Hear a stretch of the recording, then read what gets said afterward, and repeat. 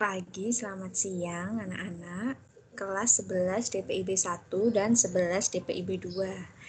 Saya Bu Julia mengajar pelajaran estimasi biaya konstruksi. Nanti di kelas 11 ini kalian akan mendapatkan atau memperoleh 5 mata pelajaran produktif. Jadi selain ada mata pelajaran bukan produktif seperti olahraga, bahasa Indonesia, matematika, kalian akan mendapatkan mata pelajaran produktif, yaitu mata pelajaran yang berhubungan dengan desain pemodelan dan informasi bangunan. Nah, sebelum saya ke materi mata pelajaran estimasi biaya konstruksi, saya akan menjelaskan jadwal mata pelajaran produktif yang akan kalian dapatkan di semester ini. Mata pelajarannya adalah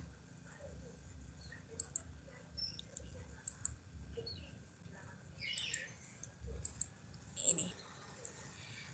Untuk anak-anak kelas 11 DPIB 1 yang pada hari Selasa, jam produktif dimulai jam ke-3 sampai jam ke-9. Ada 3.1, 3.2, sama 3.3. Nah, mata pelajaran hari Rabu ada 3.4 dan 3.2. Jumat dan Sabtu adalah mata pelajaran produktif. Mata pelajaran produktif untuk 11 DPIB 2 di kelas 11 ini yaitu di hari Senin jam pertama sampai jam terakhir, hari Kamis jam pertama sampai jam terakhir, serta Jumat Sabtu. Nah, mata pelajarannya ini apa aja? Untuk kelas 11 itu mulai dari C3, yaitu C3.1, aplikasi perangkat lunak dan perancangan interior gedung. C3.2, konstruksi jalan dan jembatan. C3.3, estimasi biaya konstruksi. C3.4, konstruksi dan utilitas gedung. C3.5, produk kreatif dan kewirausahaan. Nah, aplikasi perangkat lunak ini biasanya disingkat dengan APL.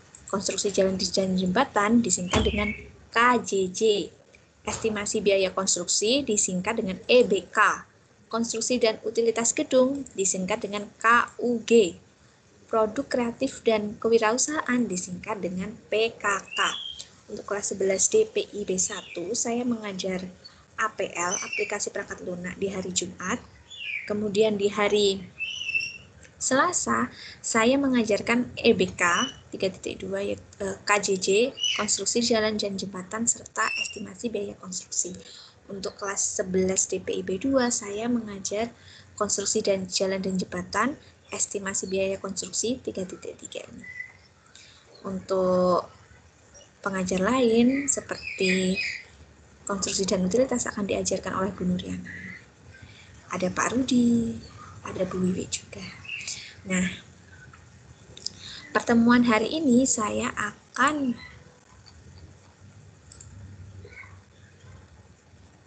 memberikan materi tentang estimasi biaya konstruksi.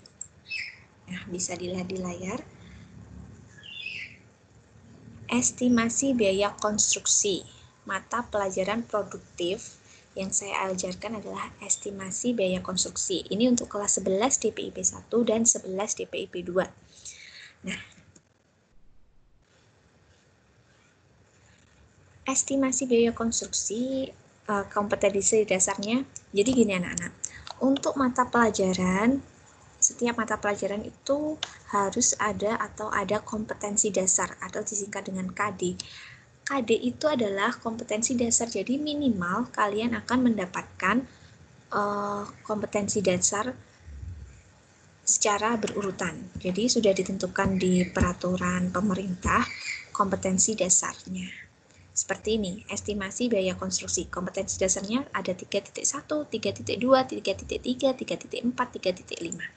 Nah, untuk kelas 11 DPIB 1 dan 11 DPIB 2, materinya atau KD-nya untuk semester ini hanya sampai 3.1 sampai 3.5.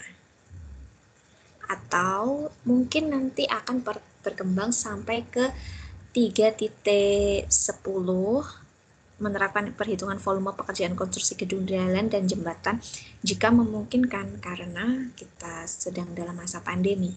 Jadi di mata pelajaran itu ada kompetensi dasar yang harus kalian kuasai atau pahami. Untuk pertemuan pertama ini di tahun ajaran baru 2020-2021, kompetensi dasar yang pertama itu adalah memahami jenis-jenis pekerjaan konstruksi gedung, jalan, dan jembatan. Jadi, kompetensi dasarnya adalah memahami jenis-jenis pekerjaan konstruksi gedung, jalan, dan jembatan. Nanti kalian juga harus bisa atau menguasai menyajikan unsur-unsur dan fungsi pengelola pekerjaan konstruksi gedung, jalan, dan jembatan. Nah, estimasi biaya konstruksi mempunyai tujuan pembelajaran. 1. Setelah diberikan materi singkat jenis-jenis pekerjaan konstruksi gedung, jalan, dan jembatan, serta melakukan diskusi kelompok peserta didik dapat menjelaskan jenis-jenis pekerjaan konstruksi gedung, jalan, dan jembatan. 2. Dapat mengidentifikasi jenis-jenis pekerjaan konstruksi gedung, jalan, dan jembatan. 3. Menganalisis faktor penyebab timbulnya kecelakaan kerja. Contoh kecelakaan kerja seperti 1. Tertimpa material bangunan, maka itu termasuk kecelakaan kerja. 4. Setelah melakukan pengumpulan data secara kelompok melalui sumber belajar buku, internet, maupun video seperti ini, maka kalian diharapkan mampu menunjukkan unsur-unsur dan fungsi pengelola pekerjaan konstruksi gedung, jalan, dan jembatan. Jadi proyek konstruksi. Nah, mata pelajaran kita adalah estimasi biaya konstruksi. Estimasi itu adalah memperkirakan atau menghitung, bisa juga memperhitungkan, estimasi biaya. Biaya itu kan harga, bisa juga biaya itu adalah segala kebutuhan atau segala keperluan yang dinilai dengan uang. Biaya itu untuk mengerjakan sebuah konstruksi. Jadi untuk mengetahui atau membuat sebuah estimasi biaya konstruksi, maka kita harus mengetahui apa itu proyek konstruksi. Gitu.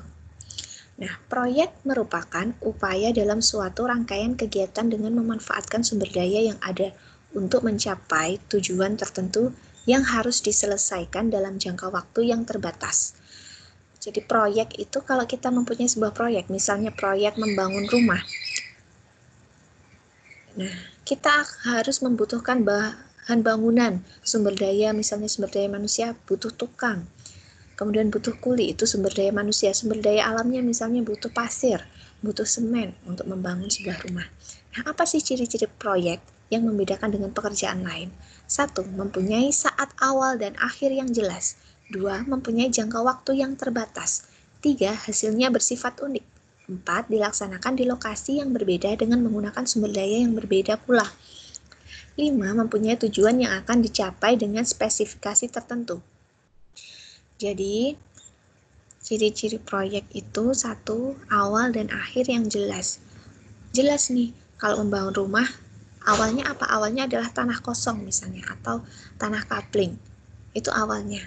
Akhirnya, rumah itu ya bangunan rumah yang siap ditempati. Gitu. Jadi jelas, awalnya apa, akhirnya apa, jelas. Bukan seperti pekerjaan lain, seperti contohnya saya seorang guru. Guru tidak akan ada awal dan akhirnya. Jadi kalau kalian nanti kelas 12 lulus, nanti ada lagi siswa baru. Lulus ada lagi siswa baru, itu namanya rutinitas. Tapi kalau proyek ada awal dan akhir yang jelas. Mempunyai jangka waktu terbatas. Untuk membangun, misalnya untuk membangun sebuah rumah, dibutuhkan waktu pengerjaan selama 3 bulan, 6 bulan, atau 9 bulan. Jangka waktunya jelas. Kemudian hasilnya bersifat unik. Meskipun rumahnya itu sama, antara rumah satu dan rumah lainnya, maka sifatnya itu unik. Artinya, desain rumah, kemudian penggunaan rumahnya, itu bersifat unik. Gitu. di lokasi yang berbeda, menggunakan sumber daya yang berbeda pula. Nah, selanjutnya, konstruksi merupakan suatu proses di mana rencana dan spesifikasi perancangan dikonversikan menjadi struktur dan fasilitas fisik. Jenis-jenis proyek konstruksi itu satu, bangunan gedung atau konstruksi gedung. Contoh konstruksi gedung yaitu ya bangunan sekolah, bangunan rumah tinggal kalian, musola, penjara, gedung pencakar langit, mall, itu adalah konstruksi gedung. Proyek konstruksi jalan dan jembatan, contohnya adalah jalan raya, jalan paving, jalan tol, jalan layang. Kalau jalan layang itu termasuk jembatan. Jadi jembatan itu adalah menghubungkan dua daerah yang berbeda yang dibatasi atau dipisahkan oleh sungai, air, atau jalan di bawahnya, itu namanya jembatan. 3. Jenis konstruksi bangunan air. Jadi dibagi 3 besar ya, jenis konstruksi itu. Ada bangunan konstruksi gedung, konstruksi jalan dan jembatan, serta konstruksi bangunan air. Nah, bangunan gedung contohnya rumah, kantor, pabrik. Ciri-cirinya konstruksi menghasilkan tempat orang bekerja atau tinggal. 2. Pekerjaan dilaksanakan pada lokasi yang relatif kecil dan kondisi pondasi umumnya sudah diketahui. Apa sih pondasi? Nanti kita akan pelajari lebih lanjut. Yang jelas pondasi itu adalah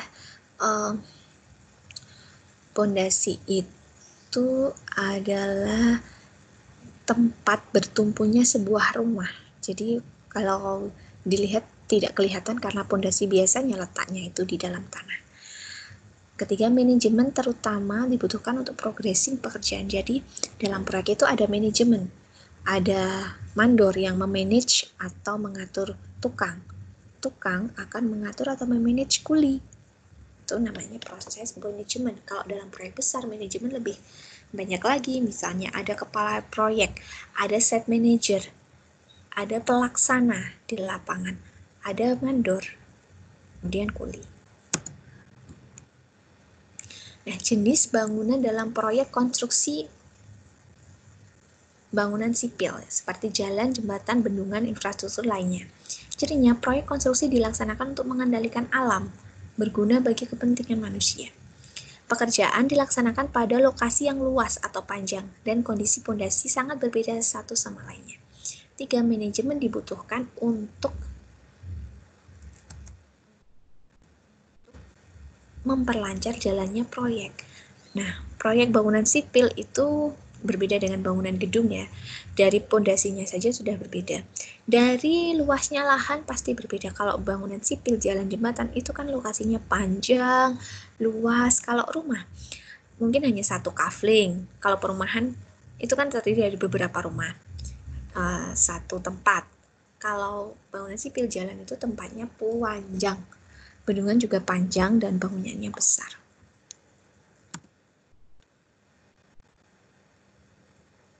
Permasalahan dalam proyek konstruksi. Permasalahan apa aja? 1. Pembiayaan. Pembiayaan itu terkait dengan inflasi.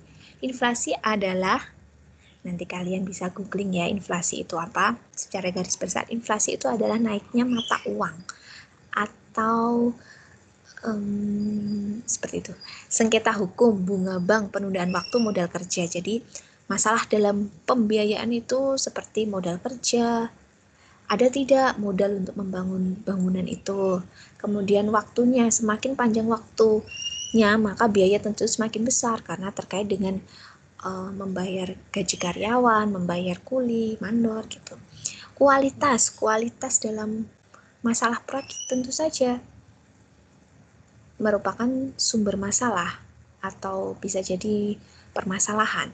Karena kualitas itu sangat bergantung pada tenaga terampil, kualitas bahan dan alat, pemeriksaan dan pengawasan, perencanaan dan teknis, spesifikasi teknis. Waktu konstruksi berhubungan dengan jadwal perubahan pekerjaan, peraturan pemerintah, pengadaan bahan dan alat. Project Base and Project Life Cycle. Proyek konstruksi mempunyai fase-fase serta siklus. Oleh karena itu, proyek bersifat unik, maka tingkat ketidakpastian, uncertainty, dalam proyek menjadi tinggi. Unik itu gimana? Unik itu karena proyek itu bergantung pada faktor alam juga ya. Misalnya membangun sebuah gedung, kalau hujan terus otomatis akan memperlambat proses pengeringan beton misalnya. Seperti itu. Pada umumnya suatu proyek akan dibagi menjadi beberapa tahap atau fase agar pengendalian proyek menjadi lebih baik. Secara umum, tahapan proyek juga dikenal sebagai project life cycle yang mengabarkan urutan logis dari kegiatan-kegiatan yang dilakukan untuk mencapai tujuan proyek.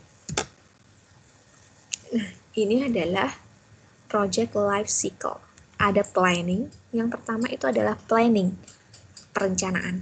Pre-construction, pra-pembangunan. Construction, pembangunan, dan close out. Atau ini adalah finishing. Proses setelah konstruksi, penyelesaian administrasi itu sampai tempat itu dihuni, kemudian dimanfaatkan, itu adalah close out. Project life skill, startup, terdiri dari purpose, tujuan, strategic fit atau strategi, objektivitas, draft, terms, ini adalah kebijakan. Planning, ini meliputi ini tadi. Eksekusi itu adalah tahap konstruksinya, close out itu tahap penyelesaiannya.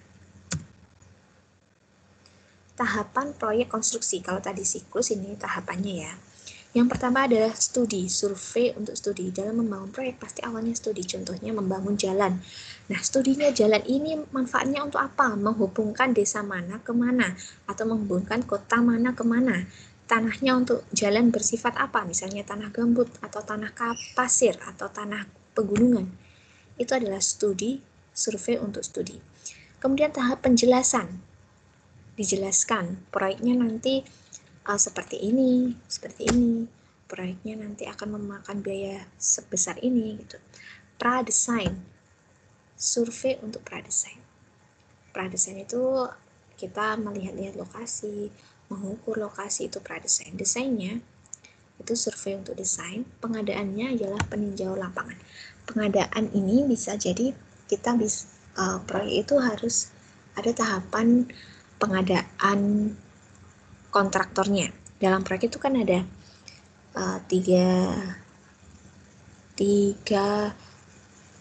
tiga organisasi yang mengerjakan.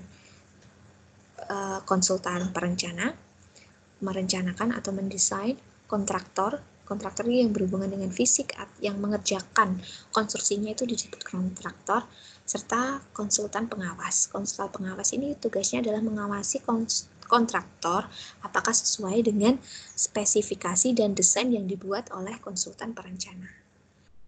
Tahap pelaksanaan serta yang terakhir adalah tahap pemeliharaan. Jadi setelah proses konstruksi itu digunakan, misalnya jalan nih, sudah dibangun jalannya sudah digunakan, sudah dipakai untuk berlalu lintas. Kemudian jalannya bolong, jalannya retak, itu maka dilakukan pemeliharaan. Studi kelayakan atau feasibility study. Untuk meyakinkan pemilik proyek bahwa proyek yang diusulkan layak untuk dilaksanakan, maka kegiatan yang dilakukan adalah 1. Menyusun rancangan proyek secara kasar dan mengestimasi biaya yang diperlukan untuk menyelesaikan proyek tersebut. Jadi, studi kelayakan ini dilaksanakan untuk meyakinkan pemilik proyek. Nah, pemilik proyek itu adalah owner. Misalnya nih, kamu sebagai owner itu ingin membangun sebuah rumah. Maka bagian dari perencana atau desainer itu menyusun rancangan proyek secara kasar untuk meyakinkan kamu sebagai pemilik proyek bahwa kamu bisa membangun rumah di lahan ini. Lahan ini cocok untuk rumah dengan 2 lantai misalnya atau 1 lantai. Biayanya diperkirakan sebesar ini. Itu adalah studi kelayakan. Kalian bisa baca sendiri. 2. Meramalkan manfaat yang akan diperoleh jika proyek tersebut dilaksanakan, baik manfaat langsung secara ekonomis maupun manfaat tidak langsung, fungsi sosial. 3. Menyusun analisis kelayakan proyek baik secara teknis, ekonomis, maupun finansial. 4. Menganalisis dampak sosial dan lingkungan yang mungkin terjadi apabila proyek tersebut dilaksanakan. Apa sih dampak sosial maupun lingkungan? Contoh nih, ada seseorang atau pengusaha ingin membangun sebuah pabrik. Nah, karena pabrik itu merupakan unit produksi, misalnya pabrik gula, maka dampak lingkungan sekitar, kalau ada di situ pabrik gula, apa aja dampak sosialnya misalnya, banyak dari sekitar pabrik gula itu masyarakatnya bisa dipekerjakan sebagai pegawai. Itu dampak sosialnya. Dampak lingkungannya apa? Dampak lingkungan contohnya adalah saat pabrik itu memproduksi gula, maka nanti limbah produksinya dibuang kemana nih? Apakah mempengaruhi sungai atau lingkungan tersebut? Apa tidak? Itu yang dilakukan dalam studi kelayakan. Jadi layak tidaknya sebuah proyek didirikan itu sangat diperlukan. Jadi studi kelayakan itu wajib apabila proyek itu besar ya. Jadi kalau rumah mungkin studi kelayakannya hanya ada tetangganya apa tidak, mungkin seperti itu. Tapi kalau proyek besar misalnya pabrik, rumah sakit, itu sangat memerlukan studi kelayakan karena mempunyai dampak yang besar bagi lingkungan sekitarnya. Tahap penjelasan briefing. Pemilik proyek atau owner, jadi pemilik proyek itu disebut owner.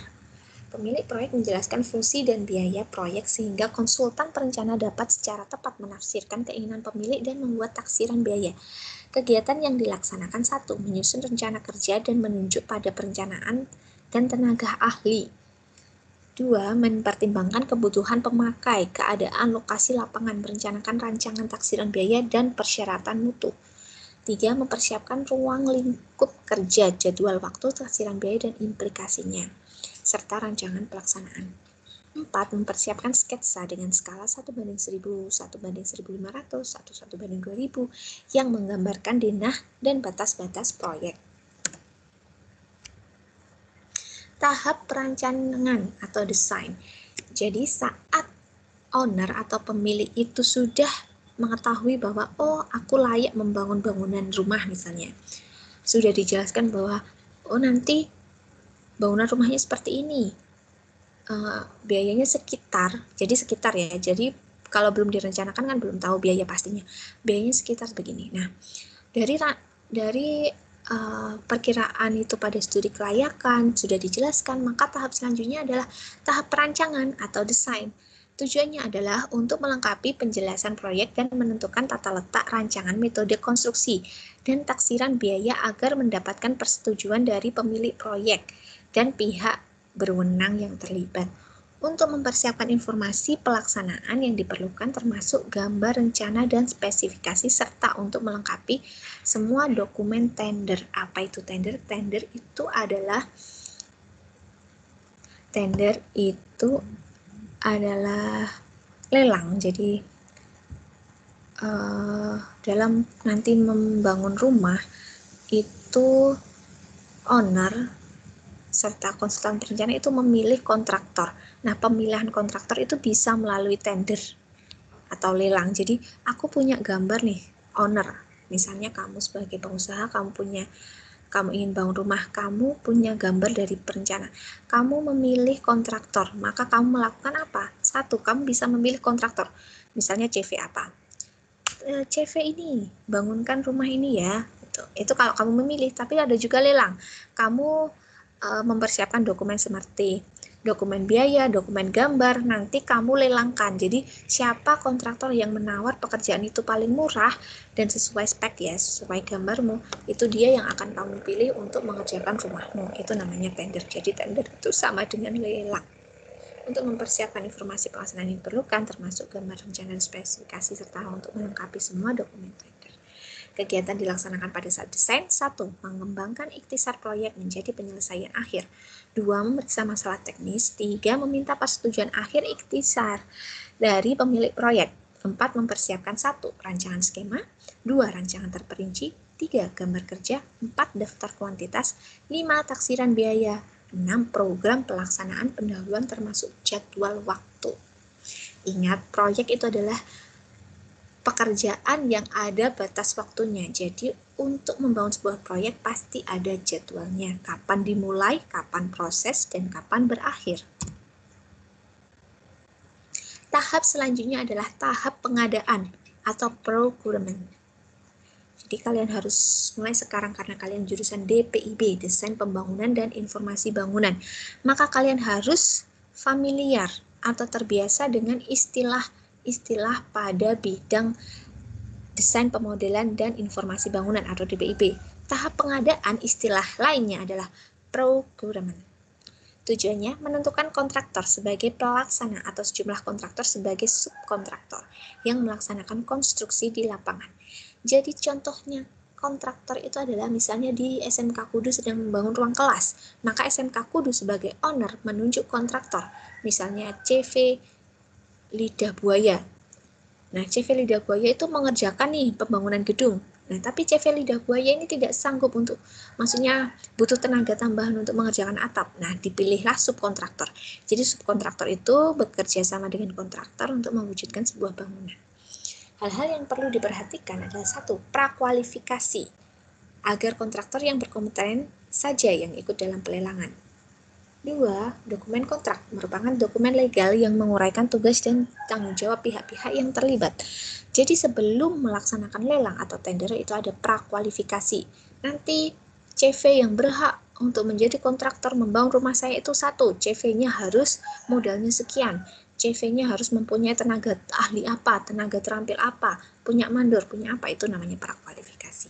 Nah, penggunaan formulir kontrak standar yang disarankan karena isinya harus diketahui dan dipahami oleh semua pihak. 2. Isinya telah teruji dalam mengatasi kesukaran pada penafsiran dan pelaksanaan. 3. Biasanya sudah diuji menurut undang-undang. 4. Penyusunan formulir kontrak yang baru mahal dan menyita waktu.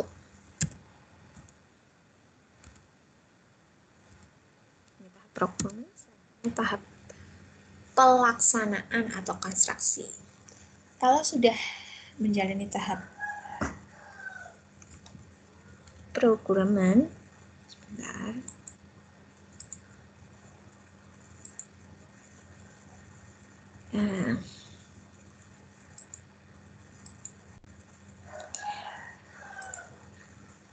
Kalau sudah menjalani tahap procurement, sudah tahu kontraktornya siapa, maka selanjutnya adalah proses konstruksi atau pembangunan atau tahap pelaksanaan. Tujuannya 1. Mewujudkan bangunan yang dibutuhkan oleh pemilik proyek dan yang sudah dirancang oleh konsultan perencana dalam batasan biaya dan waktu yang telah disepakati, serta dengan mutu yang telah disyaratkan. Kegiatan yang dilakukan pada tahap ini adalah merencanakan, mengkoordinasikan, dan mengendalikan semua operasional di lapangan. Perencanaan dan pengendalian proyek secara umum meliputi 1. Perencanaan dan pengendalian jadwal waktu pelaksanaan. 2. Perencanaan dan pengendalian organisasi lapangan. 3. Perencanaan dan pengendalian tenaga kerja. 4. Perencanaan dan pengendalian peralatan dan material. Koordinasi seluruh operasi di lapangan meliputi 1. Seluruh kegiatan pembangunan baik untuk bangunan sementara maupun bangunan permanen serta semua fasilitas dan perlengkapan yang terpasang. 2. Mengkoordinasikan para subkontraktor.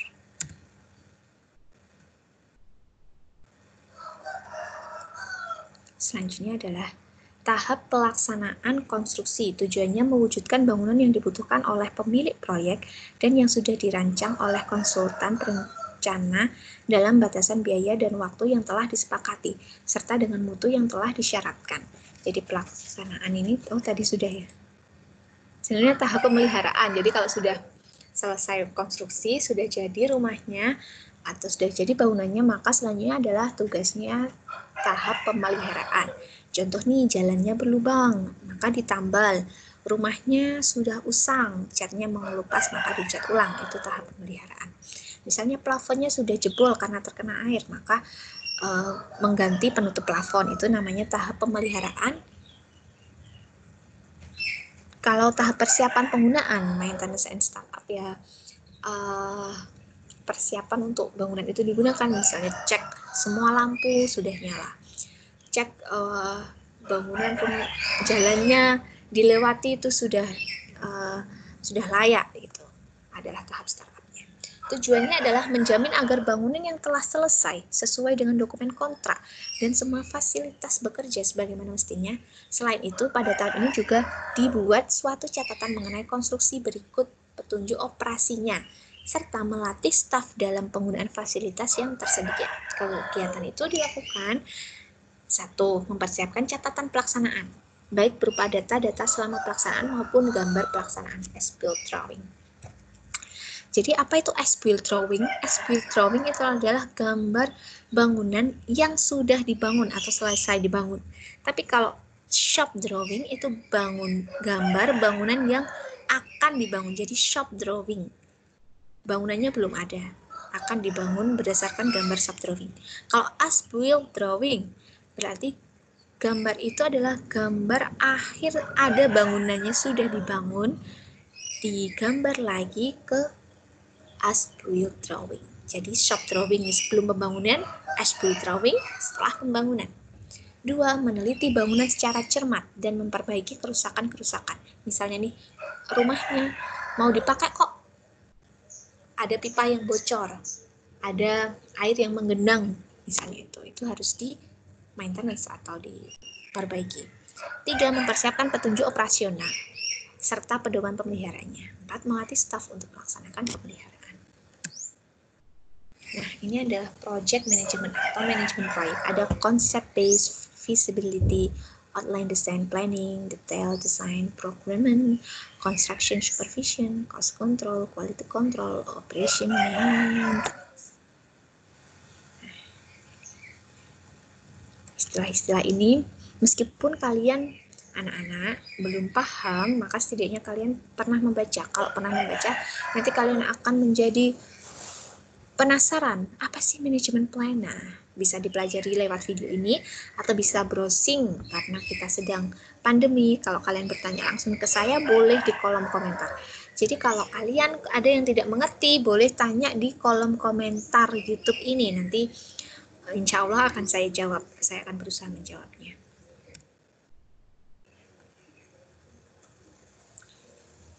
Mungkin kalian akan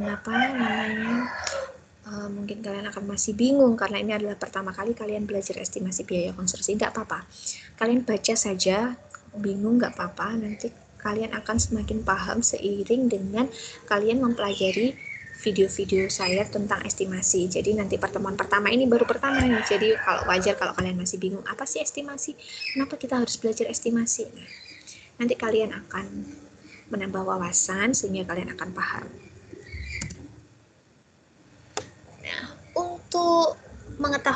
Untuk ibu guru mengetahui bahwa kalian sudah mempelajari dan melihat video ini, maka kalian bisa buka link ini untuk mengerjakan tugasnya. Ingat, di link ini dibuka untuk kelas 11 DPIB 1, link ini untuk 11 DPIB 2. Jadi jangan ketukar, 11 DPIB 1 yang atas, 11 DPIB 2 yang bawah.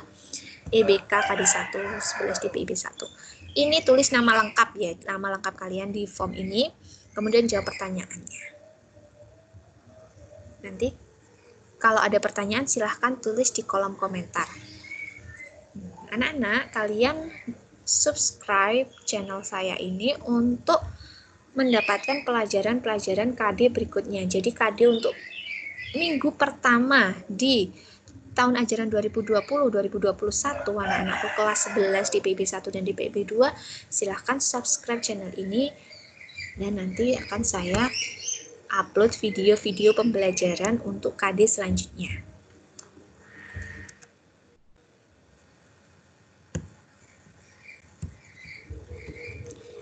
Nah, itu tadi pembelajaran kita hari ini. Ingat, kalau ada pertanyaan silahkan tulis di kolom komentar ya anak-anak, nanti akan saya jawab insya Allah. Kemudian jangan lupa like serta subscribe channel ini agar kalian bisa mengikuti materi-materi pelajaran selanjutnya.